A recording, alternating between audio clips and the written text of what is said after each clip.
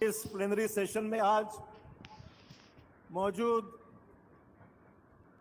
खड़गे जी, हमारे राष्ट्रीय अध्यक्ष, आदरणीय सोनिया गांधी जी, आदरणीय राहुल गांधी जी, आदरणीय प्रियंका जी, केसी वेणुगोपाल जी, श्री बाघेल जी, मुख्यमंत्री छत्तीसगढ़, मंच में विराजमान सभी नेतागण, आज इस राष्ट्रीय अधिवेशन में आए हुए देश के मेरे तमाम कांग्रेस के साथी भाइयों बहनों, बुजुर्गों और दोस्तों, आज इस पॉलिटिकल रेजोल्यूशन, राजनीतिक ठहराव प्रस्ताव पे कुछ विचार रखने के लिए मैं यहां पर आपके सामने मौजूद हूं।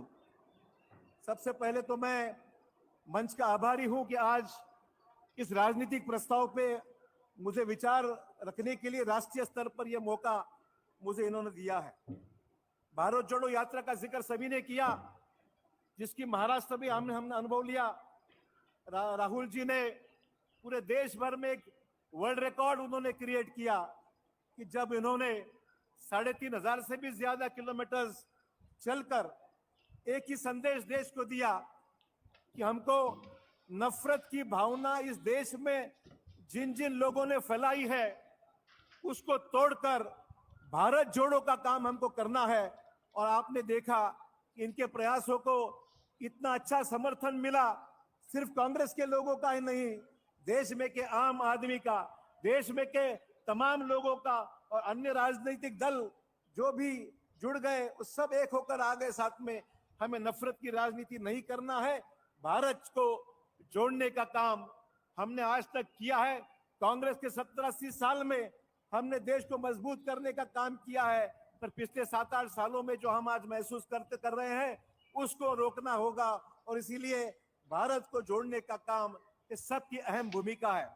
दोस्तों, डॉक्टर बाबा साहेब अम्बेडकर जी ने जो संविधान लिखा, उस संविधान के जरिए हमने 70 साल में इस लोकतंत्र के अपने सभी उन चीजों का हमने अवलोकन किया कि जिसमें देश की जुडिशरी हो, देश की एग्जीक्यूटिव हो, देश की हमारे लेजिस्लेचर हो, देश की मीडिया हो, सबको हम लोगों ने स्वतंत्र रखा, सबकी आजादी हमने कायम रखी, सबको इज्जत दी और देश को बरकरार रखने का काम हमने पिछले 70 सालों में कांग्रेस ने किया है। इस संविधान में जो लिखा है उस संविधान के सभी तत्वों को कांग्रेस ने मजबूती के साथ स्वीकारा, उसको आगे बढ़ाया और उसके अनुसार ही अपना काम कांग्रेस ने किया है। आज हम देख रहे हैं कि इन देश के चारों स्तंभों को, देश के हमारे सारे स्तंभों को यहाँ पर खोखला किया जा रहा है। संसद की हालत अपनी देखी, संसद का कामकाज बिल्कुल ठप हो रहा है। देश की सुरक्षा, देश का किसान, आम लोगों के अधिकार, देश के भाईचारे पे जो भी खतरा मंडरा था उसकी भी चर्चा हो, बढ़ती महंगाई, रोजगार, किसी विषय पे चर्चा नहीं होते हुए जो भी कांग्रेस के या विपक्ष के लोग जो सच्चाई बयान करना चाहते हैं उसको रोका जाता है, उसका जो भी रिकॉर्ड है उसको एक्सपंज किया जाता है। और राजनीति लेजिस्लेचर में और लेजिस्लेचर के द्वारा या सांसद या पार्लियामेंट में जो भी विचार रखे जाते हैं उन विचारों को एक्सपंज करके रिकॉर्ड से निकालने का काम हम लोगों ने सबने नजदीक से देखा है। हमारा ये कहना है कि ये गलत रास्ते पे लोगों को ले जाने का काम, लोगों को गुमराह करने का काम मौजूदा भाजपा सरकार देश में कर रही है। हर राज्य में जिनकी वहां सरकार है वहां भी यह प्रयास हो रहा है और लोगों को दबाने का काम बड़ी सोच समझकर जो किया जा रहा है। आम आदमी का पैसा, चाहे वो LIC में हो, चाहे वो स्टेट बैंक ऑफ इंडिया में हो, स्टॉक्स में लगाया हो, उसकी सुरक्षा नहीं रही, उसका पैसा खत्म हो गया, उसका जो भी मेहनत की कमाई थी उस मेहनत की कमाई को आप लोगों ने सब देखा कि इन दिनों में जो भी स्टॉक्स की पोजीशन हुई उससे देश का आम आदमी लुट गया है, उसकी हालत खराब हो गई है। न इसके ऊपर कोई तहकीकात है, इसके ऊपर न कुछ बयान है, न इसके ऊपर कोई इंक्वायरी करने की शुरुआत है, कहीं पर कुछ नहीं है। तो ये हमारे लिए सबसे बड़ी चिंता की बात है। और जहां तक सवाल अदालतों का है, हम तो देख रहे हैं कि अदालतों की सुप्रीम कोर्ट या हाई कोर्ट हो, जजेस भी अपने आप को सुरक्षित नहीं समझते हैं, उनके भी हालात ऐसे हैं कि उनको भी काम करना मौजूदा हालात में सरकार का हस्तक्षेप इतना कोर्टों में बढ़ गया है, जिसके वजह से हमारी जो आखिरी उम्मीद है सुप्रीम कोर्ट हो, हाई कोर्ट हो, वहां भी जाकर हमें अगर न्याय नहीं मिलेगा तो कहां मिलेगा, ये सवाल आज आम आदमी और सामान्य आदमी के सामने पैदा हो गया है।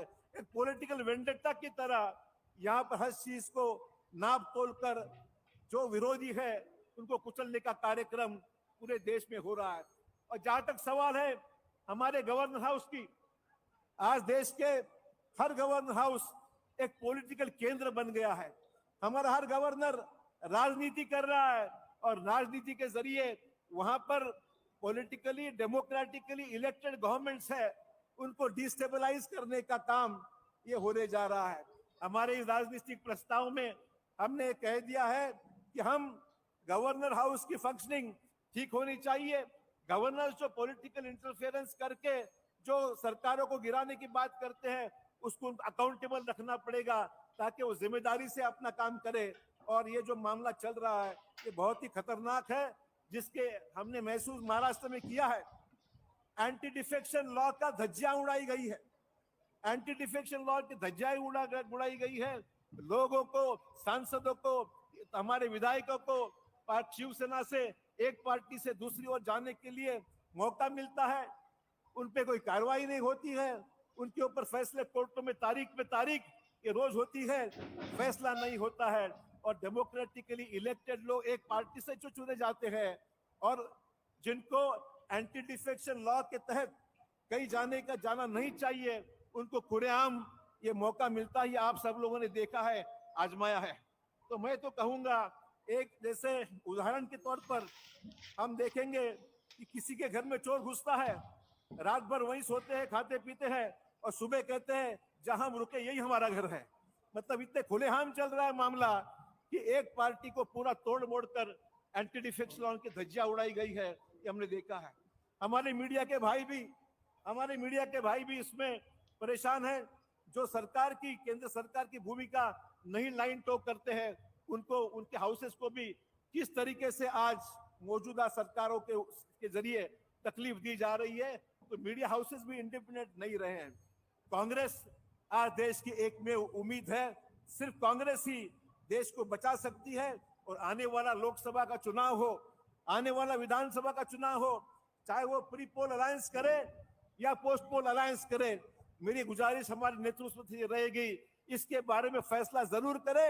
और जहां लाइक माइंडेड पार्टीज है, जहां साथ में लेना है, जहां प्री पोल अलायंस करना है जरूर कीजिए, जहां पोस्ट पोल करना है पोस्ट पोल कीजिए।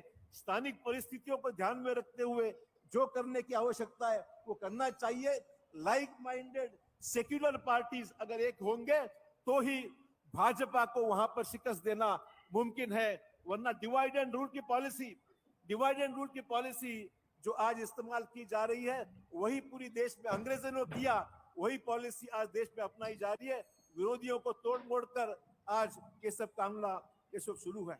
अंत में मैं गुजारिश करूंगा, हमारे बेल बजाई जा रही है, उससे ज्यादा वक्त नहीं लूंगा। मैं यही कहूंगा, जो हमारे प्रस्ताव आज इस महाधिवेशन में चर्चा के लिए सामने रखे हैं, फैसला होने के बाद रणदीप भाई मेरी गुजारिश है इसके ऊपर अमल होना चाहिए।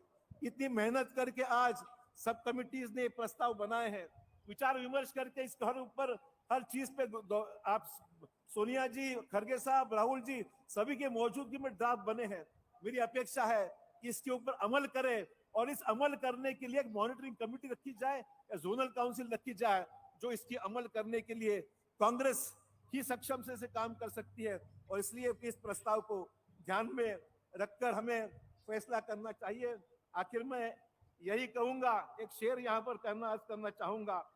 कौन कहता है आसमान में सुराग नहीं हो सकता, कौन कहता है आसमान में सुराग नहीं हो सकता है, एक पत्थर तो तबीयत से उछालो यारो। मेरा यही आपसे ये कहना है, ये अगर हम कर सकते हैं तो मुझे पूरी उम्मीद है कि जिस भरोसे के साथ में आज इन प्रस्तावों पर हर विचार व्यक्त किया जा रहा है उसकी यहाँ पर कहीं पर ख्याल रखा जाए, उसके अमल करना चाहिए। इसके लिए यही कह के मैं 2 शब्द पूरे करता हूँ।